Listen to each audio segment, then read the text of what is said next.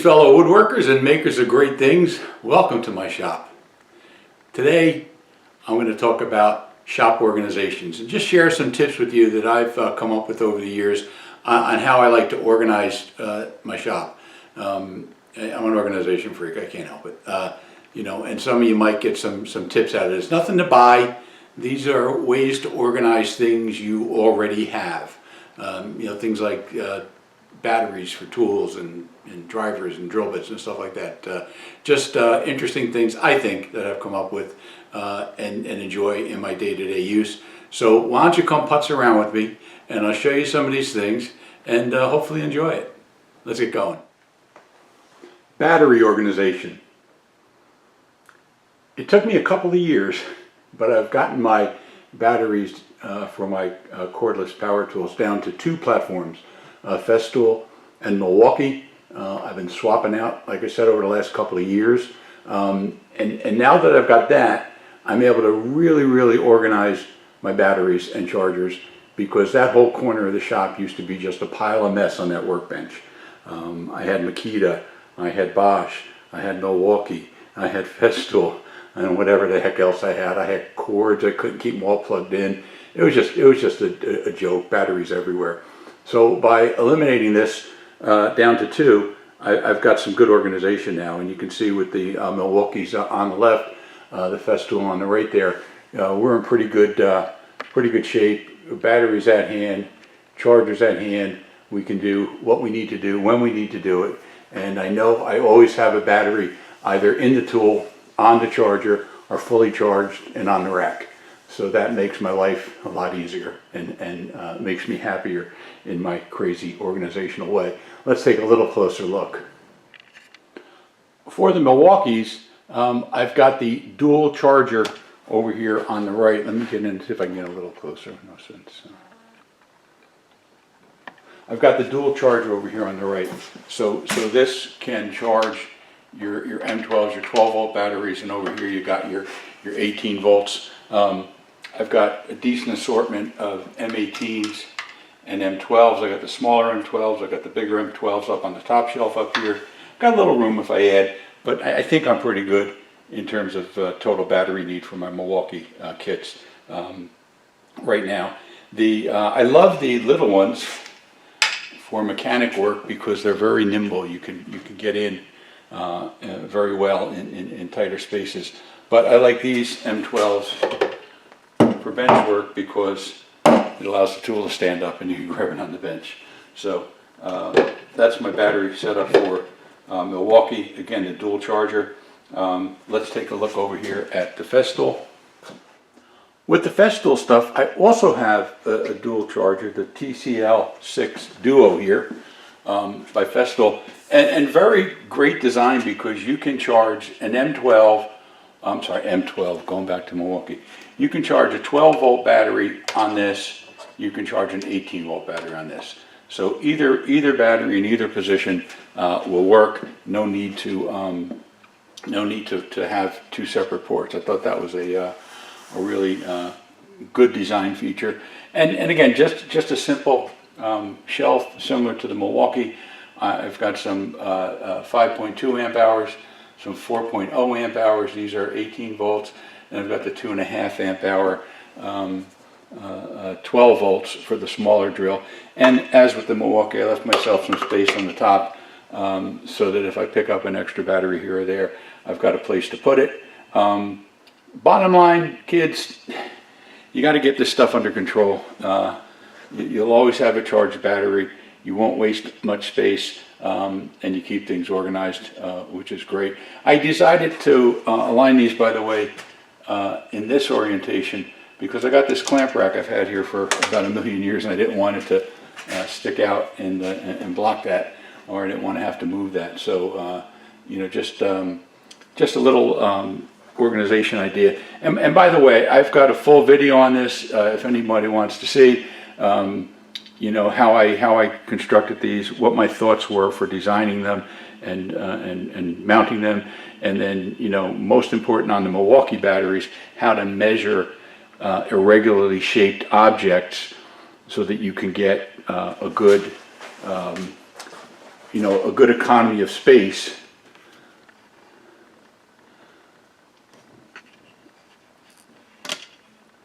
When measuring irregular shaped objects, and minimize all the wasted space that might have been there. I had this outlet here, I had this casing and sill here, I had limited space, got it all in with some careful measuring.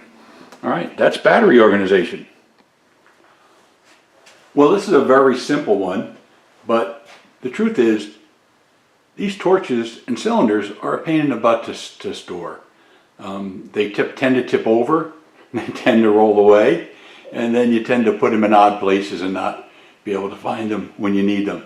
So just a very simple kind of shelf, you know, two sides, a back, a bottom, and then about 3 or 4 inches up from the bottom is a shelf with 2 holes bored to the dimension of the cylinders. So nothing complicated, just drop them in and there you go. Your torch is always at hand, and when it runs out at the worst possible time, as they always do, you will not be searching for that other tank that you know you have. Okay, let's call this my 5-drawer shop caddy. I don't know what else to call it. It's just some storage and accessibility I put together a bunch of years ago.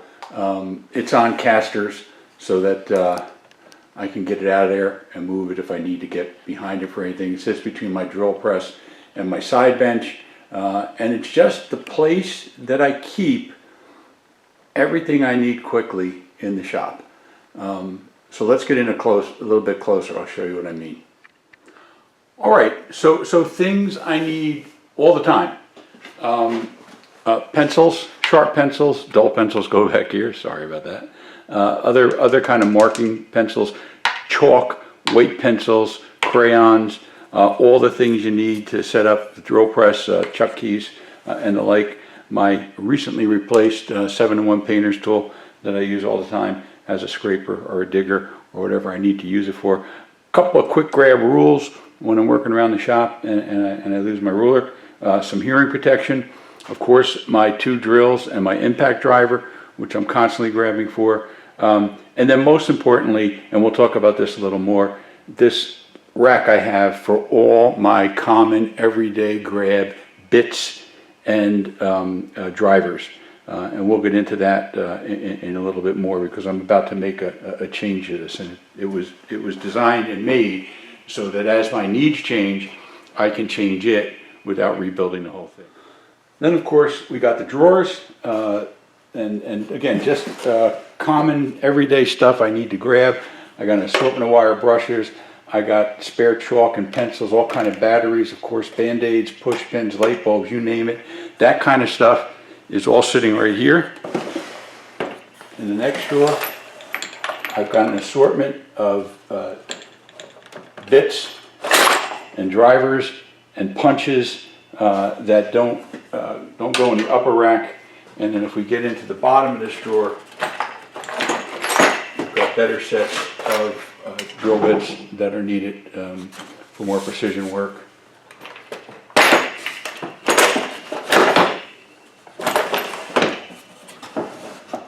This is my good set of Forstner bits that I need for, again, precision work. The stuff that doesn't, the stuff that needs a better hole than the stuff up on the top of the bench. My everyday bits are going to get me. What we got down here, a bunch of rulers. I went, just realized this, I went on a bit of a craze for many years collecting old rules, because I just love them. And these are old Lufkin and Stanley's, you know, folding rules, calipers. I actually use these things. And whenever I could find good, you know, Stanley rules, I'd pick them up, and I got a bunch of them. I don't know, I'll never use them. It's just kind of a guilty pleasure. Collectibles, you know, that I like to have around.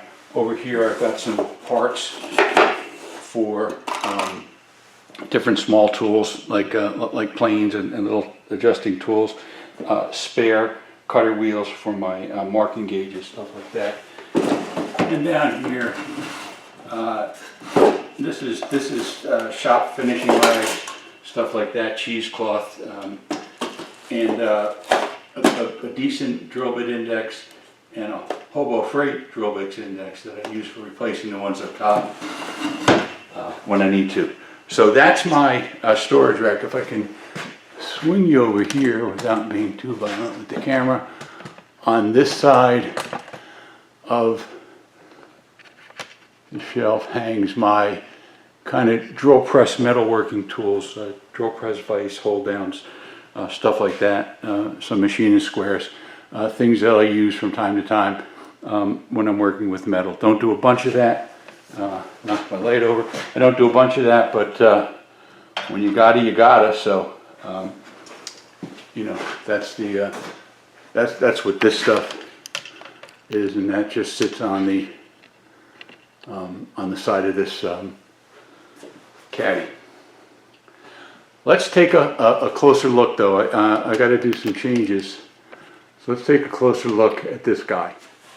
As I mentioned, these are the everyday bits and drivers that I reach to. This is perhaps the second most used thing in my shop after my workbench. I am constantly grabbing for this. And I'm pretty proud of the design because, you know, again, organization is important to me. Keeping things in their place is important to me. And having things in, like, I think what they call first order availability is important. So one of the things I like about this is completely modular. So all of these sections can be removed, redesigned, remade. I can change them. I can alter them as I see fit, and they fit in this small tray in this small footprint. First thing I have here is, so I get you a little closer. It is just a set of pilot bits, right? So these will pilot and countersink for number 4, number 6, number 8, number 10, or number 12 screws. Frankly, I mainly use 6 and 8s in the shop, but it's nice to have a full set. There's also a hex key sized for adjusting the depth of the pilot screw on these things. So that's a must keep. That comes in extremely handy.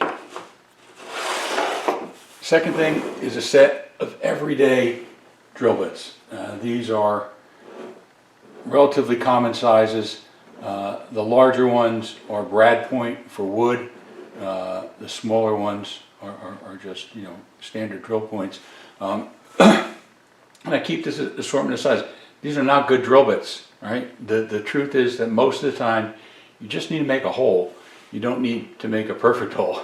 And these are the ones I'll reach for 9 times out of 10. If I need a perfect hole, I do have better drill bits and very good sets of drill bits for metalworking and woodworking that I can go to. But again, 9 times out of 10, I'm just grabbing it for one of these. Forstners.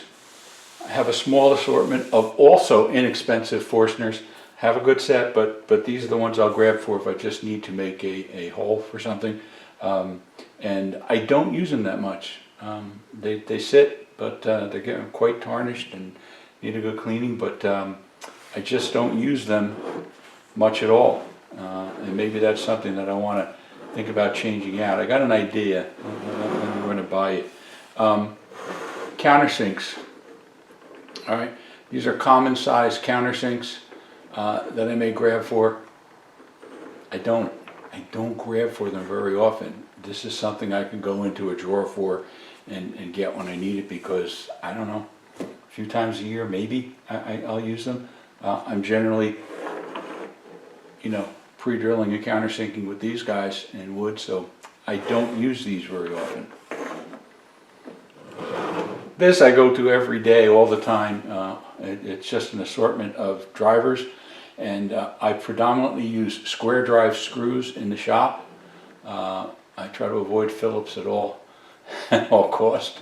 I'll use flathead screws only if I need to do a period proper work, and then I'll go to a flathead screw. But sometimes you can't help it. You have the odd screw, or you're assembling something that came with hardware, and you got to get a Phillips. So I have Phillips in 1, 2, 3 sizes, and I have different size square drives. I think it's 1, 2, 3 or 0, 1, 2. I forget how these things are marked. What's the middle one here? This one is marked, I believe. This is a square 1. So my middle size is 1. This must be 2. This must be 0. And these zeros are real tiny. They're for like number 4 screws and smaller when you get them. So I have long, medium, and short, except for the number zeros. I don't have a long for that, and I never really thought to get one. But this is the staple. This is the number one thing that I go to all the time. And then last, I have a section here. And what these are quick drill bits.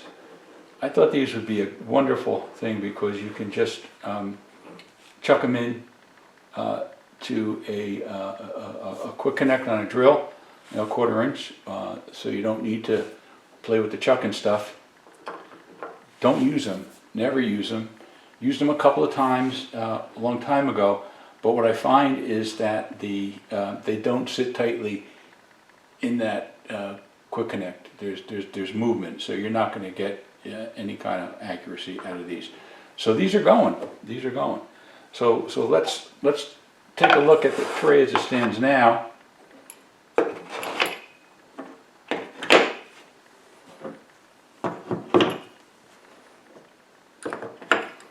And of course you can reorder these any way you want, but I'm so used to going to it that I'll leave it the way I've had it all along.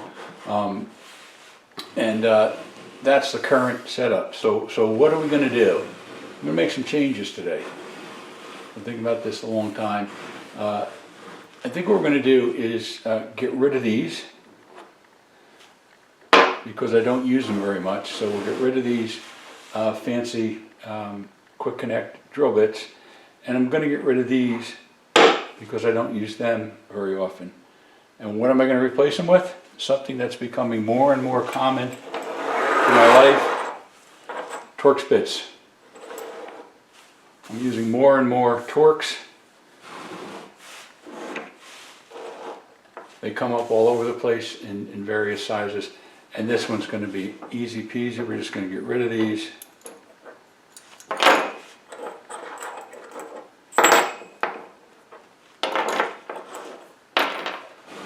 Keeping the frame here as best I can.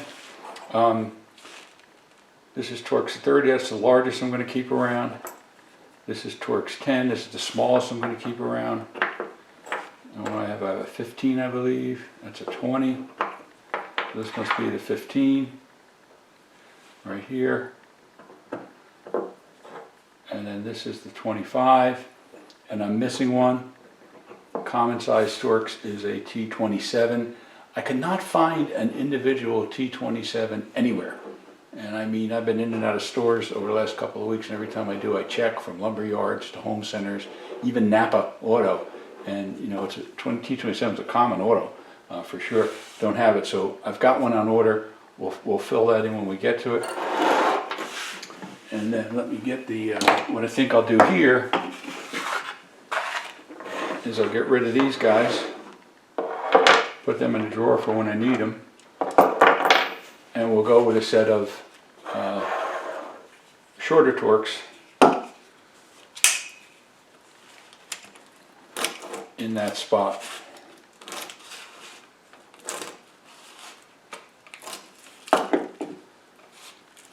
So let's now, but I've got a problem, don't I? I don't have enough slots. So I think I'm going to, for now, eliminate this 40. I don't think I go that big. I'll keep the 30. There's a T27. They come in sets. They come in sets, they don't come individually. This should be a 25, I'll need that. This should be a 20, we'll keep that. And here's my 15. and then I've got a 10 and no hole for it, so we'll have to make do with that. We'll have to put another hole in here and get the 10 in. So I guess we'll put the oh,